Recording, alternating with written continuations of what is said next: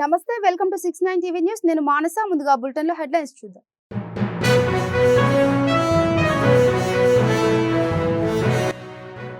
జై బాబు, జై భీమ్, జై సంవిధాన్ అభియాన్ ర్యాలీ. మహాత్మా గాంధీ శతాబ్ద జయంతిలో భాగంగా ఈ కార్యక్రమం.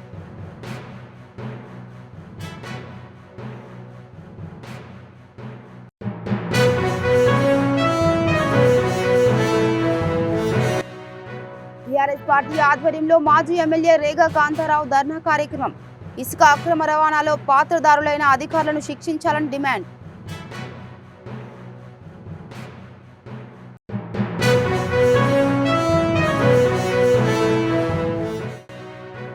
రైలులో ఓ యువతిపై అత్యాచార యత్నం జరిగిన ఘటన తీవ్ర దిగ్భ్రాంతికి గురి చేసిందన్న కేటీఆర్.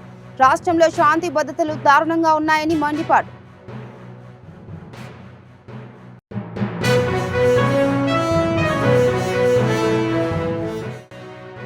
మా ఇల్లు స్వచ్ఛంద సేవా సంస్థ ఆధ్వర్యంలో ఉచిత మంచినీటి సరఫరా.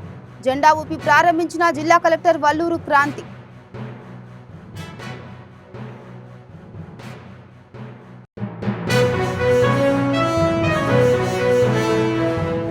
రైట్, ఇక డీటెయిల్స్ వెళ్తే నారాయణఖేడ్ మున్సిపల్ పట్టణంలోని ఎమ్మెల్యే డాక్టర్ పట్లోల సంజీవరెడ్డి గారి నివాసంలో ఈ రోజు రాజ్యాంగ పరిరక్షణ కోసం జనచైతన్య పాదయాత్ర ఉంటుందని జై బాబు, జై భీమ్, జై సంవిధాన్ అభియాన్ ర్యాలీ పేరుతో ఈ కార్యక్రమం నారాయణఖేడ్ శాసనసభ్యులు డాక్టర్ పట్లోల సంజీవరెడ్డి మరియు జహీరాబాద్ పార్లమెంట్ సభ్యులు శిరీష్ కుమార్ షెట్కార్ గారి ఆధ్వర్యంలో నారాయణఖేడ్ లో నిర్వహించడం జరుగుతుందని నారాయణఖేడ్ నియోజకవర్గ జై బాబు, జై భీమ్, జై Samvidhan Abhiyan rally in-charge Congress party రాష్ట్ర కోఆర్డినేటర్ శ్రీమతి ధనలక్ష్మి గారు అన్నారు. నారాయణఖేడ్ నియోజకవర్గానికి వచ్చిన సందర్భంగా ఎమ్మెల్యే గారి నివాసంలో ఏర్పాటు చేసిన సమావేశంలో వారు మాట్లాడుతూ ఈ యాత్ర కోసం గ్రామ పట్టణ నియోజకవర్గ ప్రతి పల్లెన ప్రతి గడప గడపకు పాదయాత్ర ఉంటుందని, మహాత్మా గాంధీ శతాబ్ద జయంతిలో భాగంగా ఈ కార్యక్రమం నిర్వహించడం జరుగుతుందని అన్నారు. అలాగే స్వాతంత్ర సమర యోధులను అవమానిస్తూ అంబేద్కర్ రచించిన రాజ్యాంగాన్ని అవమానించేలా కేంద్రంలోని బీజేపీ సర్కార్ ప్రవర్తిస్తుందని, పార్లమెంట్ సాక్షిగా కేంద్ర హోంశాఖ మంత్రి అమిత్ షా అంబేద్కర్ కు వ్యతిరేకంగా చేసిన వ్యాఖ్యలు ఇందుకు నిదర్శనమని అన్నారు. మహనీయుల ఆశయాలను కాపాడడంతో పాటు ప్రజలకు స్వేచ్ఛ ప్రసాదించి రాజ్యాంగాన్ని పరిరక్షించడానికి కాంగ్రెస్ పార్టీ అగ్రనేత, లోక్సభ ప్రతిపక్ష నేత రాహుల్ గాంధీ ఆధ్వర్యంలో కాంగ్రెస్ పార్టీ దేశవ్యాప్తంగా జై బాబు, జై భీమ్, జై సంవిధాన్ అభియాన్ ర్యాలీ నిర్వహిస్తున్నారని వారు తెలిపారు. ముఖ్యంగా జై బాబు, జై భీమ్, జై సంవిధాన్ అనేది ఇది ఏఐసిసి ఆదేశాల ప్రకారంగా ప్రోగ్రామ్ జరగడం అనేది జరుగుతుంది. ఇది 1 ఇయర్ ప్రోగ్రామ్ గా మేము ముందుకు తీసుకెళ్లడం అనేది జరుగుతుంది. దీని కాన్సెప్ట్ ఏంటంటే, గతంలో మీరు చూసి ఉంటారు, పార్లమెంట్ లో అమిత్ షా గారు అంబేద్కర్ గారిని ఎంత నీచంగా అవమానించారు అనేది మీరు అందరికి తెలిసిన విషయమే. కాబట్టి ఒక రాజ్యాంగాన్ని రాసిన కాన్స్టిట్యూషన్స్ ని తీసుకొచ్చినటువంటి వ్యక్తినే అంబేద్కర్ గారిని కించపరిచినటువంటి అమిత్ షా గారు ఈ రోజు మన అందరం మీద కూర్చొని ఒక సర్పంచ్ గానో, ఎంపీటీసీ గానో, ఒక ప్రజాప్రతినిధిగా రాజ్యాంగబద్ధంగా ఉన్నటువంటి వాళ్ళందరము ఈ రోజు మాట్లాడుతున్నామంటే ఆ బుక్ వల్లనే మనందరం కూర్చున్నాం. కాబట్టి ఆ అవమానానికి అనుగుణంగా, అదే విధంగా గాంధీ గారు 100 సంవత్సరాలు అవుతుంది కాంగ్రెస్ పార్టీ కోసము కష్టపడి మన పార్టీకి సపోర్ట్ చేసినందుకు.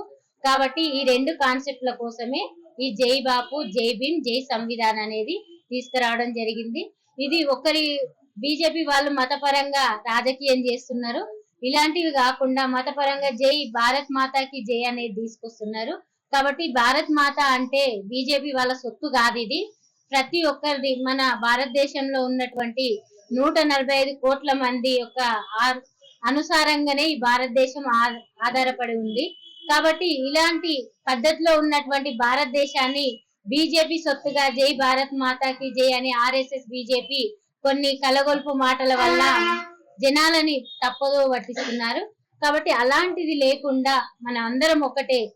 జై బాపు, జై భీమ్, జై సంవిధాన్ అనేది ఒక పేదోళ్ళ నుండి ఉన్నోళ్ళ తరగతుల వరకు అందరి దగ్గరికి వెళ్ళేది నినాదం ఒకటే అనేది జై బాపు, జై భీమ్, జై సంవిధాన్ అనేది నినాదం మాది. కాంగ్రెస్ తరఫున స్టేట్ కోఆర్డినేటర్ గా ఇప్పుడు వంశీ చందర్ గారు ఉన్నారు. వంశీ చందర్ రెడ్డి సిడబ్ల్యూసి సభ్యులుగా కూడా ఇప్పుడు ఉన్నారు.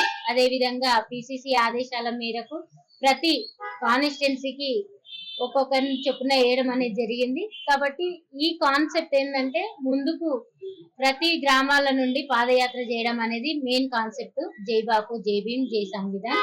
కాబట్టి ప్రతి ఊరికి ఈ రోజే వచ్చి మామూలుగా మండల అధ్యక్షులు, గ్రామ శాఖ అధ్యక్షులతోటి, కాన్స్టిట్యున్సీ ఇన్ఛార్జీలతో మాట్లాడడం అనేది జరిగింది. ఈ రోజు మణుగూరు మండల కేంద్రంలో ఇసుక మాఫియాను అరికట్టాలని మరియు స్థానిక పేదల అవసరానికి ఇసుక ఉచితంగా ఇవ్వాలని డిమాండ్ చేస్తూ బీఆర్ఎస్ పార్టీ ఆధ్వర్యంలో మాజీ ఎమ్మెల్యే రేగ కాంతారావు ధర్నా కార్యక్రమం నిర్వహించారు. ఈ సందర్భంగా ఆయన మాట్లాడుతూ ఇసుక అక్రమ రవాణాలో పాత్రదారులైన అధికారులను శిక్షించాలని కోరారు.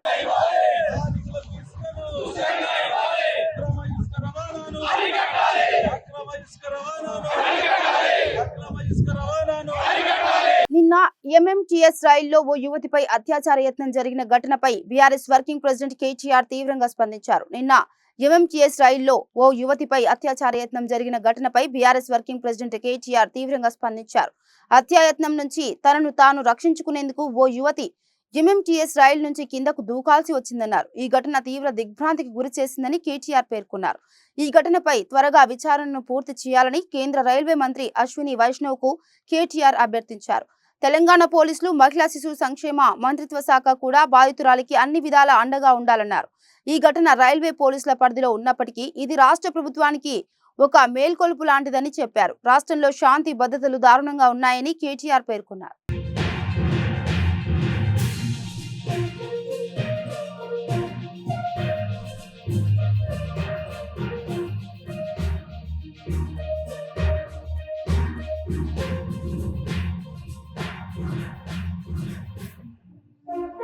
సంగారెడ్డి పట్టణ కేంద్రంలో వాసవి మా ఇల్లు స్వచ్ఛంద సేవా సంస్థ ఆధ్వర్యంలో సంగారెడ్డి మున్సిపాలిటీ పర్యవేక్షణలో ఉచిత మంచినీటి సరఫరాను జిల్లా కలెక్టర్ వల్లూరు క్రాంతి జెండా ఊపి ప్రారంభించారు. ఈ సందర్భంగా జిల్లా కలెక్టర్ క్రాంతి మాట్లాడుతూ వేసవి కాలంలో నీటి ఎద్దడి ఉన్న వార్డుల్లో ఉచిత మంచినీటి సరఫరా వాసవి మా ఇల్లు స్వచ్ఛంద సేవా సంస్థ ఆధ్వర్యంలో నిర్వహించడం అభినందనీయమని, వాసవి మా ఇల్లుకు నీతి ఆయోగ్ సంస్థ వారి గుర్తింపు రావడం సంతోషకరమని అన్నారు. ఇలాంటి సామాజిక సేవా కార్యక్రమాలు మరిన్ని నిర్వహించాలని నిర్వాహకులకు సూచించారు. వాసవి మా ఇల్లు వ్యవస్థాపక అధ్యక్షులు తోపాజీ అనంతకృష్ణ మాట్లాడుతూ సంగారెడ్డి పట్టణంలోని 38 వార్డులలో దాతల సహకారంతో ఉచితంగా మంజీరా త్రాగునీటిని సరఫరాను చేస్తామని తెలిపారు. కావున సంగారెడ్డి ప్రజలు ఈ అవకాశాన్ని సద్వినియోగం చేసుకోవాలని కోరారు. ఈ కార్యక్రమంలో municipal commissioner SV Chauhan, DE Imtiaz Ali మరియు సుధాకర్, శ్రీహరి మధుతో పాటు వాసవి మా ఇల్లు స్వచ్ఛంద సేవా సంస్థ సభ్యులు, మున్సిపల్ సిబ్బంది పాల్గొన్నారు. పట్టణంలో వాసవి మా ఇల్లు స్వచ్ఛంద సేవా సంస్థ ఆధ్వర్యంలో వారి యొక్క సహకారంతో ఉచిత తాగునీటి ట్యాంకరు ఇప్పుడు వచ్చే ఎండాకాలం దృష్ట్యా వారు సంగారెడ్డి మున్సిపాలిటీకి ఉచితంగా ఈ సమ్మర్ మొత్తం కూడా వాడుకోవడానికి ప్రొవైడ్ చేయడం జరిగింది. ఇటువంటి కార్యక్రమం వారు మొత్తం 10 సంవత్సరాల నుంచి కూడా చేస్తున్నామని తెలియజేయడం జరిగింది. ప్రతి సమ్మర్లో కూడా 2 ట్యాంకర్లు మున్సిపాలిటీ కొరకు వారు ఉచితంగా అందిస్తున్నారు. ఇది ఒక మంచి కార్యక్రమం. నీతి ఆయోగ్ ద్వారా కూడా వారి స్వచ్ఛంద సేవా సంస్థకు గుర్తింపు పొంది ఉన్నారు.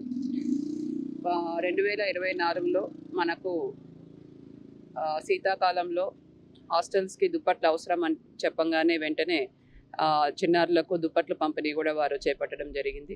ఇటువంటి మంచి కార్యక్రమాలు చేస్తూ సమాజంలో వారు భాగంగా మరి ఎండాకాలం వచ్చింది కాబట్టి నీటి ఎద్దడి ఎంతైనా ఉంటుంది కాబట్టి మంజీరా వాటర్ ఎంత పుష్కలంగా ఇచ్చినా కూడా నీటి ఎద్దడి అక్కడక్కడ ఉంటుంది కాబట్టి దాన్ని దృష్టిలో పెట్టుకొని ఈరోజు సంగారెడ్డి పట్టణంలో వాసవి మా ఇల్లు స్వచ్ఛంద సేవా సంస్థ ఆధ్వర్యంలో ఎందరో సహకారం దాతలతో ఈ కార్యక్రమం నిర్వహిస్తున్నాము. 2 ట్యాంకర్లు ఇస్తున్నాము. అందులో భాగంగా ఈరోజు 1 ట్యాంకర్ ఇచ్చినాము. ఇంకొక వారంలో ఇంకొక ట్యాంకర్ కూడా ఇవ్వబోతున్నాము. మరి పలు సేవా కార్యక్రమాలు చేసే భాగంగా ఎన్నో కార్యక్రమాలు చేసుకుంటూ ప్రజలకి మేలు చేసే కార్యక్రమం చేసుకుంటున్న మా వాసవి మా ఇల్లు స్వచ్ఛంద సేవా సంస్థ ఈ మధ్యకాలంలో మీ అందరికీ గుర్తు నీతి ఆయోగ్ ద్వారా ఎన్జిఓ గుర్తింపు పడ్డది కాబట్టి దానికి ఎంతో రుణపడి ఉంటాం మేము. మరి ఈ సంస్థ కూడా పూర్తిగా దాతల సహకారంతో నడుస్తుంది. అందరి దాతలకు కూడా పేరు పేరున ధన్యవాదాలు తెలుపుతున్నాము. ఇది పూర్తిగా మున్సిపల్ శాఖ అండర్లోనే నడుస్తుంది కాబట్టి ఎవరైనా ఏ వార్డు బస్తీల వాళ్ళైనా ఇది ఒకవేళ నీరు కావాలనుకున్న వాళ్ళు మున్సిపల్ సంబంధించిన అధికారులకు ఫోన్ చేస్తే వాళ్ళకి ఇస్తారు. ఒకవేళ వాళ్ళకు అందుబాటు లేకపోతే మా దగ్గర మాకు సంబంధించిన 2 మా వాళ్ళు ఉన్నారు కాబట్టి వాళ్ళ నెంబర్ కూడా ట్యాంకర్ మీద వేసి పెట్టాం కాబట్టి గంగేరి సిఐడి సుధాకర్ అని 2 ఉంటారు. వాళ్ళ నెంబర్ కూడా ట్యాంక్ పైన వేసి పెట్టాము. దాని ద్వారా కూడా చేయొచ్చు. అలాగే ఇక్కడ చలివేంద్రాలలో కూడా దీన్ని సప్లై ఇస్తాం కాబట్టి మరి ప్రజలందరికీ కూడా పేరు పేరున ధన్యవాదాలు తెలుపుతున్నాం. ఇదంతా బీఆర్ఎస్ వర్కింగ్ ప్రెసిడెంట్ కేటీఆర్ తన వల్లే జీవన ఆధారాన్ని కోల్పోయిన పేద కుటుంబంలో మళ్లీ సంతోషం చిగురించేలా చేసి తన ఔదార్యాన్ని చాటుకున్నారు. రాజన్న సిరిసిల్ల జిల్లా కేంద్రంలోని బతుకమ్మ ఘాటు వద్ద కేటీఆర్ టీ స్టాల్ పేరుతో ఏర్పాటు చేసుకున్న చిరు వ్యాపారి బత్తుల శ్రీనివాస్ దుకాణాన్ని మున్సిపల్ అధికారులు తొలగించడం చర్చనీయాంశంగా మారిన విషయం తెలిసిందే. అయితే తన దుకాణాన్ని అన్యాయంగా తొలగించి తన కుటుంబాన్ని రోడ్డు మీద పడేశారంటూ కలెక్టరేట్ ముందు బత్తుల శ్రీనివాస్ ఆందోళనకు దిగగా కేటీఆర్ ఫోన్లో మాట్లాడి తానే సొంత ఖర్చులతో హోటల్ పెట్టిస్తానని హామీ ఇచ్చి నిరసన విరమింపజేశారు. అంతేకాదు ఆ తర్వాత వీలు చూసుకొని బత్తుల శ్రీనివాస్ ఇంటికి కూడా వెళ్లారు కేటీఆర్. శ్రీనివాస్ కుటుంబంతో మాట్లాడి ధైర్యం చెప్పారు. తన సొంత ఖర్చులతో హోటల్ ఏర్పాటు చేయిస్తానని అధైర్యపడొద్దని భరోసానిచ్చారు. ఆ రోజు ఇచ్చిన మాట మేరకు సిరిసిల్లలో బత్తుల శ్రీనివాస్ కు కేటీఆర్ తన సొంత ఖర్చులతో హోటల్ పెట్టించారు.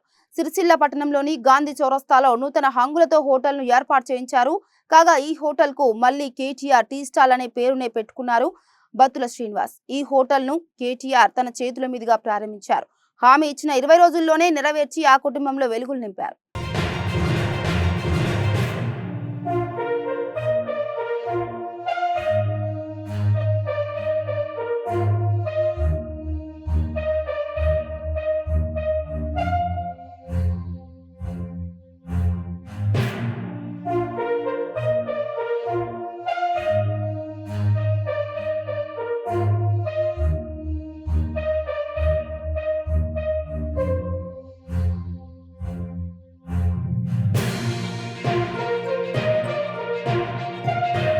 తెలంగాణ అసెంబ్లీ సమావేశాల్లో బీఆర్ఎస్ నిరసన వ్యక్తం చేసింది. 2 లక్షల రూపాయల రుణమాఫీని పూర్తిగా అమలు చేయాలని డిమాండ్ చేస్తూ భారత రాష్ట్ర సమితి శాసనసభ సభ్యులు మాజీ మంత్రి హరీష్ రావు నేతృత్వంలో నల్ల బ్యాడ్జీలతో అసెంబ్లీ సమావేశాలకు హాజరై నిరసన తెలిపారు. కాంగ్రెస్ ప్రభుత్వం రైతులకు ఇచ్చిన రుణమాఫీ హామీని అమలు చేయకుండా మాట తప్పిందని సభలో నినాదాలు చేశారు. ఇచ్చిన మాట ప్రకారం రైతులకు న్యాయం చేయాలని, రుణమాఫీని వెంటనే పూర్తి చేయాలని బీఆర్ఎస్ నేతలు డిమాండ్ చేశారు. 2 లక్షల రుణమాఫీ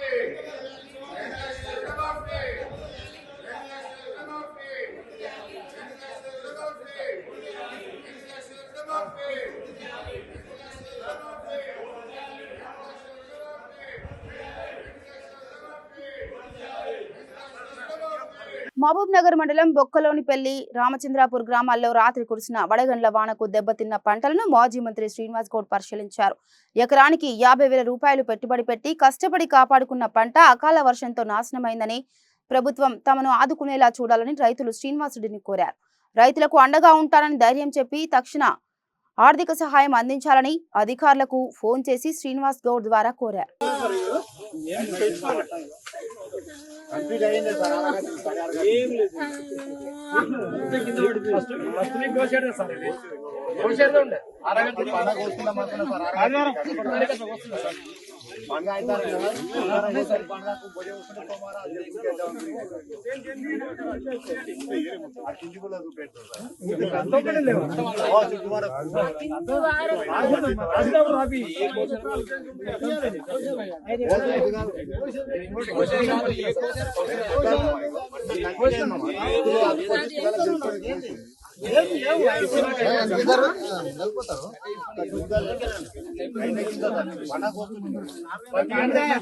ఏడి గారు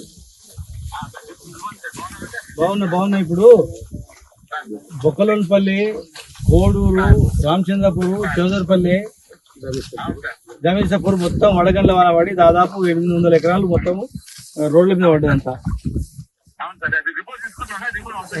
ఇంతవరకు మీరు అగ్రికల్చర్ ఆఫీసర్ కూడా రాలేదు అక్కడికి. అగ్రికల్చర్ నేను ఇక్కడే ఉన్నా. నేను అగ్రికల్చర్ ఆఫీసర్ ఫోన్ చేస్తే నేను సెల్లో ఉన్నా అని చెప్పిండంట.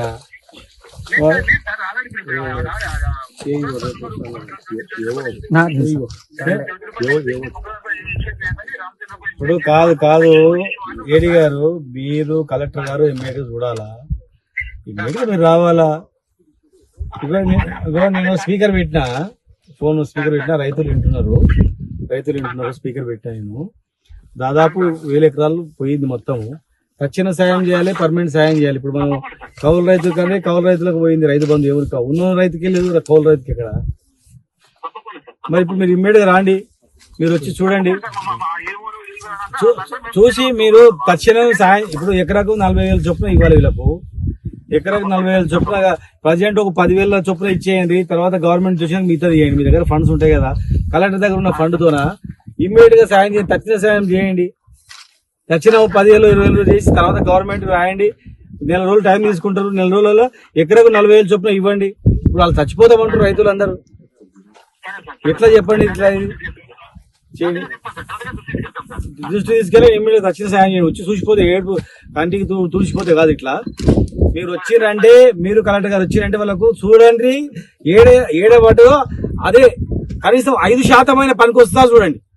5-10% పనికి వచ్చినా మీరు ₹1 ఇవ్వకండి. 100% నష్టం జరిగిపోయింది. మీరు ఇమ్మీడియట్ గా డబ్బులు ఎకరాకు 40,000 చొప్పున మేము అడుగుతున్నాము. డైరెక్ట్ గా ఇమ్మీడియట్ గా వాళ్ళ అకౌంట్లో వేయండి. తక్షణ సాయం చేయండి. వచ్చి చూసిపోతే కాదు.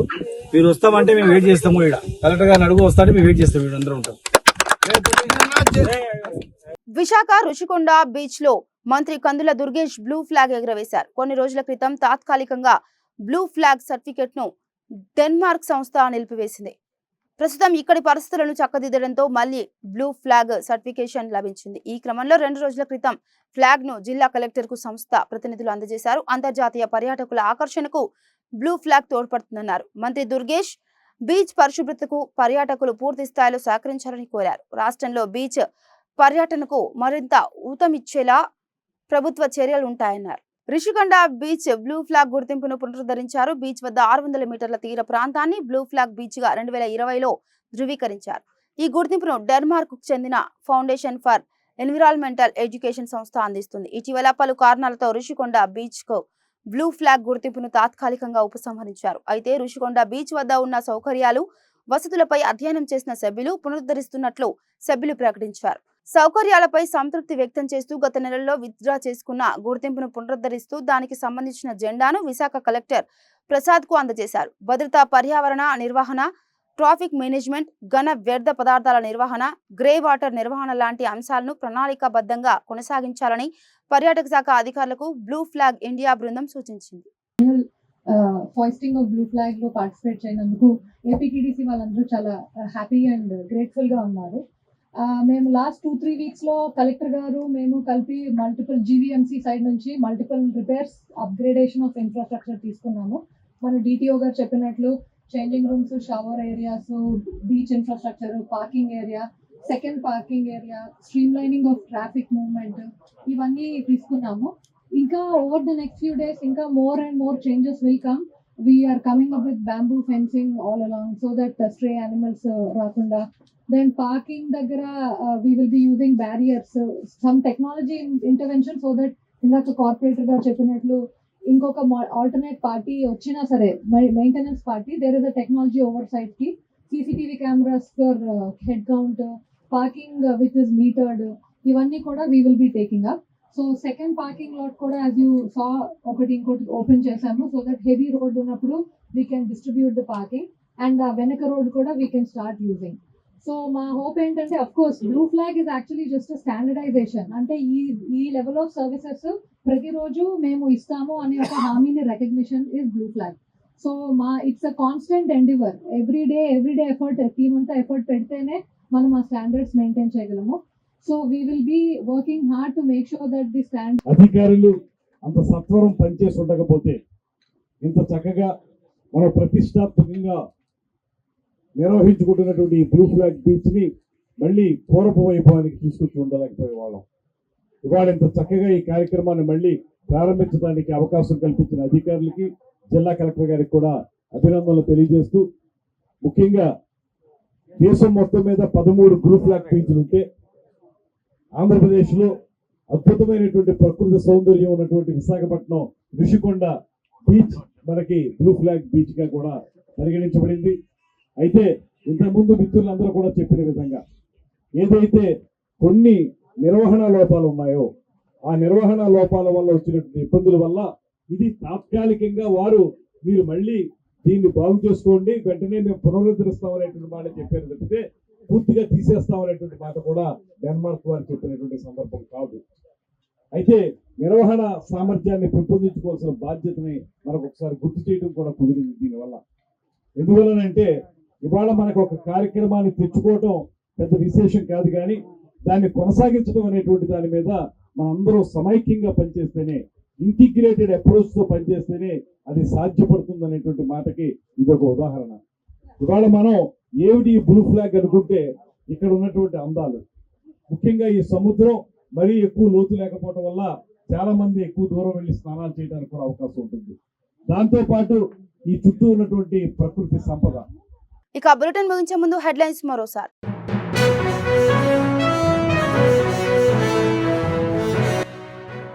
జై బాబు జై భీమ్ జై సంవిధాన్ అభియాన్ ర్యాలీ, మహాత్మా గాంధీ శతాబ్ద జయంతిలో భాగంగా ఈ కార్యక్రమం.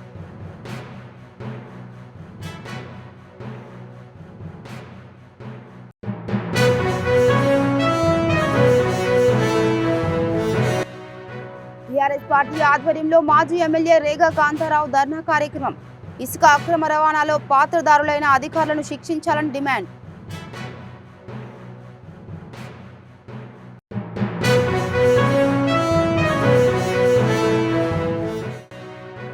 రైలులో ఓ యువతిపై అత్యాచార యత్నం జరిగిన ఘటన తీవ్ర దిగ్భ్రాంతికి గురి చేసిందన్న కేటీఆర్. రాష్ట్రంలో శాంతి భద్రతలు దారుణంగా ఉన్నాయని మండిపాటు.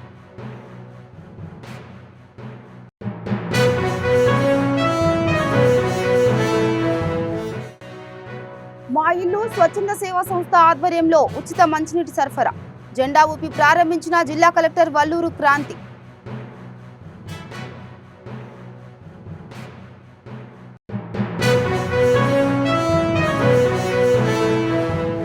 ఇవి బులెటిన్ అప్డేట్స్. మరో బులెటిన్ తో మళ్ళీ కలుద్దాం. అంతవరకు చూస్తూనే ఉండండి 69 టీవీ న్యూస్. నమస్తే.